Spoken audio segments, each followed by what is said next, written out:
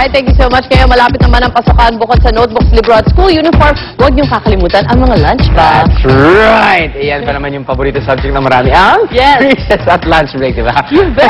Kaya naman ito yung mga dekalidad. Pero abot kayo pa rin ng lunchbox. Ihil sa atin ni Miss May Rodrigo, isang shopping expert. Good morning, Miss May. Good morning, May. Welcome. Ano ba ito mga latest lunchbox at tumblers na meron tayo dito ngayon? Ito, lightweight dapat. Tapos may gawa din sa sa metallic silver. Oh, okay.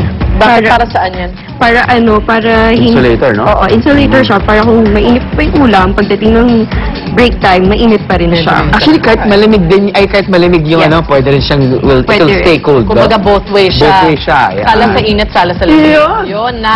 At may mga tip ka ba? Ayan, sorry. Go ahead. Ano pa yung mga ibang dala mong lunchbox, May? Ito nga, dapat lightweight para Okay. magaan pag dinala sa school. Okay. Tapos yung mga tumblers. Tumblers also. Okay. Yes. Okay, let's move on. So parang, it's pretty much parang compact na sila ngayon. As compared Yes, to lahat. a couple of years ago na nagdadala ako, naalala ko yung laki. may itim, tapos may flask pa sa loob. Oo, tapos patong-patong, pero magandang matibay yun. Pwede Matibay yun. Pero That's a good mamagaagaw one. yun. Pinupuso ko eh. Anyway, let's move on to the Alright, tumblers. Okay. Go ahead, May. Ito meron na ngayon mga pouch, dati wala. Mm-mm. Tapos dapat easy grip sila para hindi madulas pag umiinom.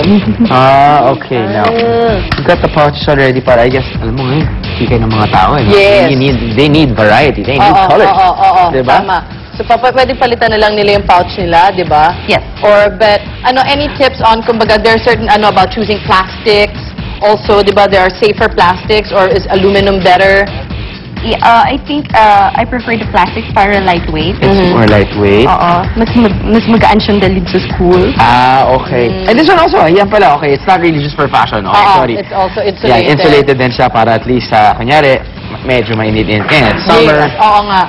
I'm sure parating na yung sa rainy season, but still, it gets hot during the afternoon. And also because, pag nagdala ka ng tubig na malamig sa ganito, tas wala siyang sleeve, basa din yung katabi ko na rin may notebook ka, tapos ilagay mo sa tabi ng notebook mo, babasa yung notebook mo That's true. from the condensation. So, nice. Cute pala to. Magkano to? Magkano? Yan, alam na nila. Yeah. Alright. Then, any other 85 tips, May? Pwede yung ternohan. Madami kasi variety sa market ngayon. So, pwede alright. terno. Okay. Alright then. Groovy.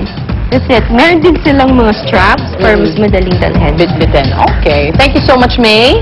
Maraming salamat, Miss May Rodrigo. Yan, mga kapuso, lalong makahinga na si May. Ayan. Lalo magiging excited ang mga bata sa pagpasok sa school kung ganito kaganda ang kanilang mga lunchbox at tumblers. Alright. Thank you. I'm gonna get this. Me, I like this I'm gonna one. get. Thanks, May. Take care. Okay. Woo!